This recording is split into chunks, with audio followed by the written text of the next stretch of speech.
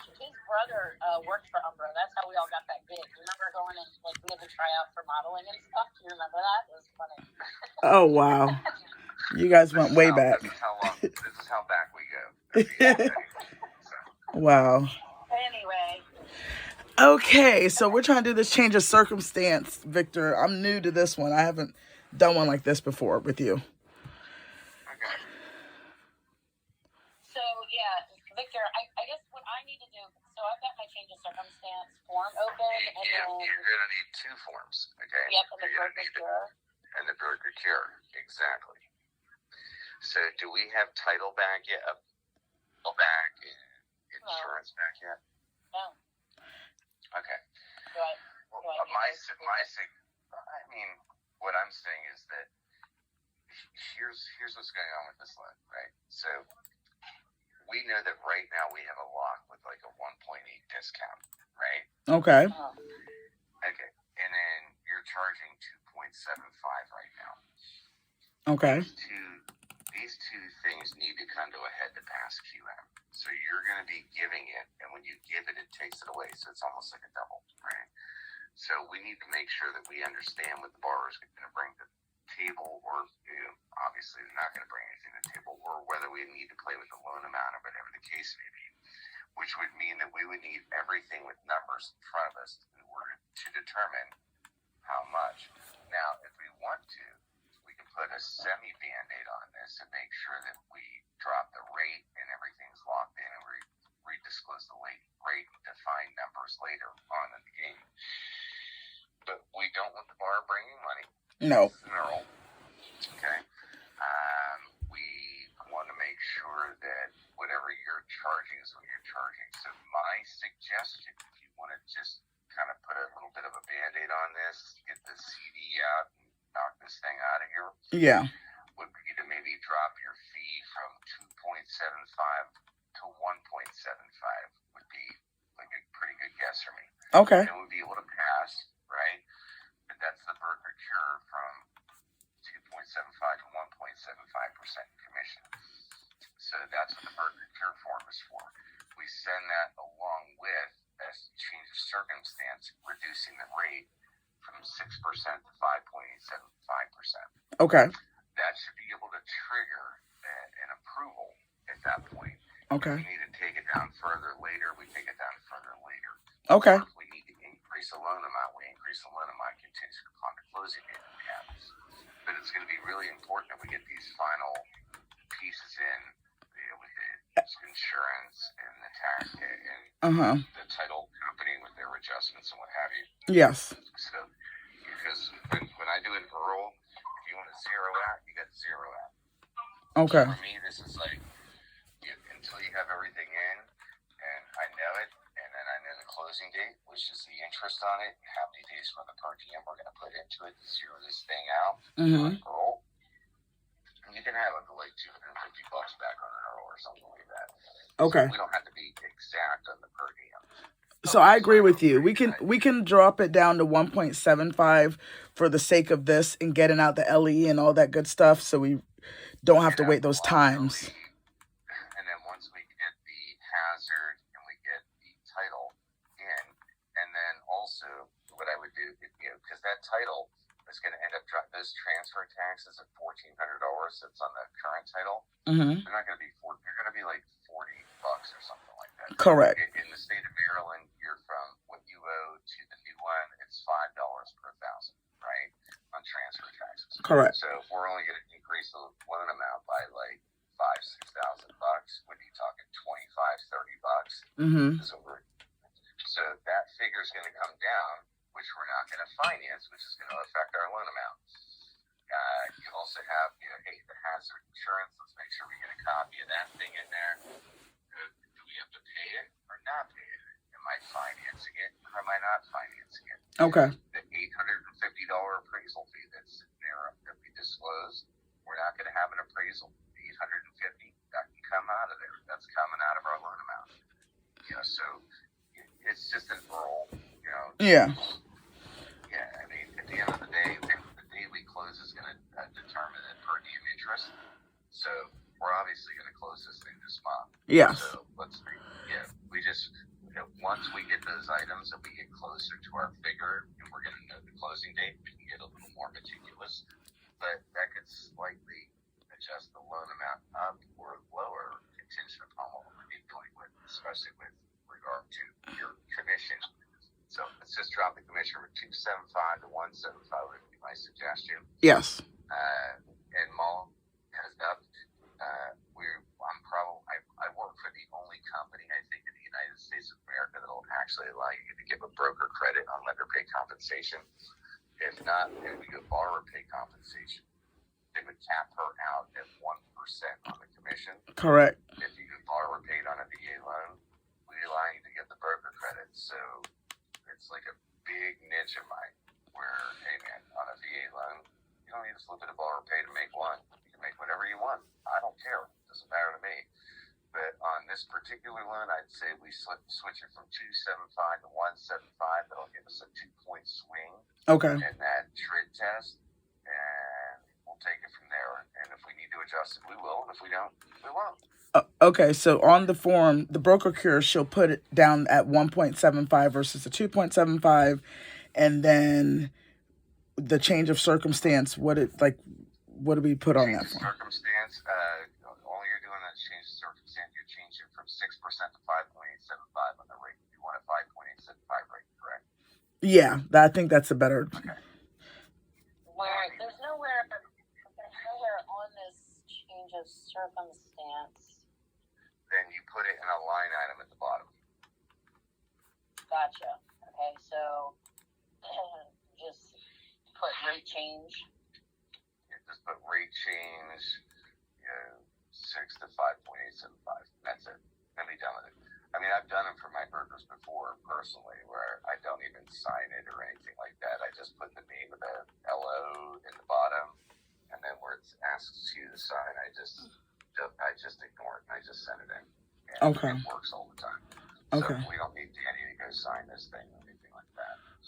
All right. So on this, just to make sure I'm filling this out correctly, because we're gonna send this over to you guys now to drop the rate, right? Get the LE out. I make sure you have both forms in there because Tom is going to need to see that rate, the compensation reduction, because at 2.75, you're building that into a 3-point points and fees test, so the big ass discount. We're going to drop a couple points off that right off the bat, so he's going to need to do that when he does it. So when it gets over to the lock desk and the disclosure desk, it's going to pass. Okay. And when you're saying pass, that's the TRID test? Trick test, yeah. Okay, cool. Yeah, and that's why I told him I was gonna do it with you, because I think you are the only lender that will let us go lender paid and give our compensation to the client. So I think I'm the only AFR used to do it. Boo! I don't like AFR. Either way, it is what it is, man. I mean, yeah, I know what I'm doing. I've ran a Earl book before. Looks like I might be running an Earl book now. I think I got like 4 Earls in the last week. So, and I got to have a conversation with one of my big Earl clients that's dropping Earl mail. I'm like, you don't understand the pricing. It doesn't price. The rate sheet is not correct. Do not look at the rate sheet for an Earl or a Streamline, for God's sake. It's way less. Okay. You mean the rate sheet is not going to be correct for the Earl because they get better pricing or worse pricing? Well, we're running an Earl/Streamline special right now. It's incorporated into the pricing engine when you price it. Okay. But it's not, they don't display it on the rate sheet. So when you look at the rate sheet, anything that's 680 or above is 35 basis points better. Anything that's below 679 and below, it's like 65 basis points better on the rate sheet. Okay. So when we send a rate sheet, we're not telling anybody this. I'm like, I wish you would, because I might get some more business. Yeah, because I was thinking about dropping, not to throw off the conversation, I was thinking about dropping mail for the Earls, because I would love to give people that discount versus, you know what I'm saying? Even making 2.75, I don't mind making 1.75. It's going to help the client. Sense right now. The Earls make more sense right now because right now, like for instance, your guy, when we closed him last year, this particular loan, we closed it at 7.125 to drop it into 5.875. Exactly. So the VA actually changed their shit in late 2022, like November 2022. So I used to be able to get past the 36-month recoup. But Okay. just to say that at 6% right now versus 7.125, you're dropping his payment, his principal and interest, $300 times 36 months is like $10,800. So your fee, the discount, and the title fees have to be under that amount. That's why I'm saying pay very close attention to the reissue rate with title. Yeah. Make sure we're paying attention because we don't want to have to finance $1,400 in transfer because it's going to be like $40. You know? So, you know, when it comes to rules, it's going to be, it's just a numbers dialed in thing. So, Okay. if your numbers are dialed in, you know what you're doing, great. I know what I'm doing. Okay. So, I've run an oil boat before. It's not my first rodeo. I have a question, Victor. So the form that I sent in for Maryland, since he's 100% disabled, that will be okay. So we don't have to escrow the taxes since he's tax free. I think there was a question from Sabrina about that. This is what I want. You sent it to the title company. Yes. I appreciate it because they need it because I need an updated title commitment that not only tells me that they're going to be escrowed, but I need a projected CD. So if he's not going to, if the state of Maryland's paying taxes, you need an updated CD. I mean, what am I escrowing? I'm only doing what the title company's telling me. Correct. You're the one insuring it, right? So you give me an updated title commitment, you update your transfer taxes, you update what the escrow is going to be, this, that, the other, and I would make sure that we submit like that tax exempt stuff and like a copy of the note that I emailed to everybody yesterday. Yes. Make sure that when we upload, you know, conditions that we upload what I sent to you, plus that stuff that you sent from the state of Maryland. Okay. Plus the updated title, plus the updated hazard, and make sure that we have it all. Because with it, Earl, all come, just get all the documentation. Once you get it all, boom, you pick a closing date. There's my per diem interest. But boom, this is the amount of month that you can get out for taxes, and just roll with it. Perfect. And I'm used to just sitting here and printing out stuff and doing it by hand. And once you have all the documentation, great. I can pinpoint a date. I can pinpoint a number. This is how much we need to adjust the loan amount. Whatever we need to do, let's do it right before we send it for a CTC. Let's get the hell out of here. But Okay. I'm telling you right now, if we had all those items right now, I'd say, dude, I'm going to close this thing by Friday. Okay. Well, I'm going to stay on top of the title. Molly, I'm going to call... Actually, I can't close it by Friday. Because I'm going to do a locked LE again. Yeah, I'm not concerned about closing by Friday. Earliest CD. So if you get me all the documentation, we can close it on Monday would be the earliest. Okay. So I'm gonna call title, Molly, and make sure they get that to me. And the homeowner's insurance, whenever you send the mortgagee clause to them, I'm going to call them and stalk them to make sure that you get that back ASAP. Okay. All right. And then did you see the email from Title yesterday regarding the payoff? Because I was going to email Kirsten and just figure out what's going on. I didn't see that email. She said something that was the issue with title. Okay. Because they need either the borrower to get the payoff, or we have to do a conference call with, let's see, we either need the borrower to go in and request a payoff. Or just tell your borrower to call the title company and give them authorization. Yeah, and then I'll have them do a 3-way with them and get the payoff. Yeah, just have to do it with them. We don't need to do this. Yeah, we don't need to do. I'm not doing anybody else. Yeah. That's what title sent to us. Okay. We need to do a 3-way or have the borrower get it. So, I'll forward it to you. Yep, and I will get on the phone with Kirsten right now, and then she can call him, get on 3-way with them, and then do their thing. Okay, perfect. And then we knock this out. But Molly, heading forward, I mean, if you have girls or streamlines are a little different. But they're coming back into play right now. So cool.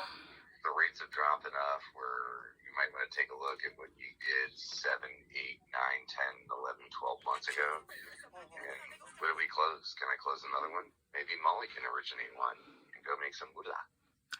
I'd like to. Yep. Like you like it. Okay, so I am sending over the brokerage acknowledgement and the change of circumstance, correct? Yes. And on the change of circumstance for the origination, No, the origination is a broker cure. So you're taking 275 to 175 on the broker cure form, and on the change of circumstance, you're reducing the rate. Just put a line item in if you can't find it. From 6 to 5.875, we'll send it to Tom, have him adjust it, we'll drop that back over to the underwriter, have her make the adjustments. That'll actually increase our ability to, because the payment's going to go down from 5.875 with 8%, whatever. I'm not even doing the math. Yeah, and then his cash to close amount will also be reduced because I'm paying that for him. So. Yeah. Okay. We'll get it done. We'll figure this out. We'll get her done. Great. So I'm putting There's plenty of room in the 7.125 to a 5.875. That payment is right now it's at 300. It's probably going to be more like 325. Yeah. At $25 over 36 months, which is another $900 that you can stick into the closing costs to meet your 36-month recoup and be on with our day. We're done. Sounds good. On to the next one. We're closing this mofo. Absolutely 100%. So. All right. Thank you. Molly, do you have any other questions? I think I understand now what he's saying. So let me get on the phone with title. So I just have one other question. So on the broker cure form, there's a dollar amount. So I'm supposed to put the dollar amount of the 1.75. I don't care if you convert it to percentages. They'll figure it out. But if you want to do the dollar amount per the form, knock yourself out. But, my people are smarter than that. Yeah, because it may change if I have to change. Yeah, it may change. So. Well, if we need to change it, we'll change it. Exactly. We'll cross that bridge when we get to it. Okay. All right, sounds good. And then I'll get on top of title, and then homeowners insurance. I sent that over to you, Molly. So whenever you send in the mortgagee clause, I'll make sure you get all that today. Just make sure you get it from title. Title's got to correct their shit. If they won't correct it, let me know. Because I got Quiet Title over here in Annapolis that's multi-state licensed. That's the company I opened in 2005 that I had to come off the ownership with. That both of those dudes were in my wedding, okay, the owners of that company. So they know me, and if I tell them to do something, if I say jump, they're going to say how high. Exactly. I love it. I love that type of person. Okay, no problem. Let me call him. I won't do blatant fraud shit through that title company.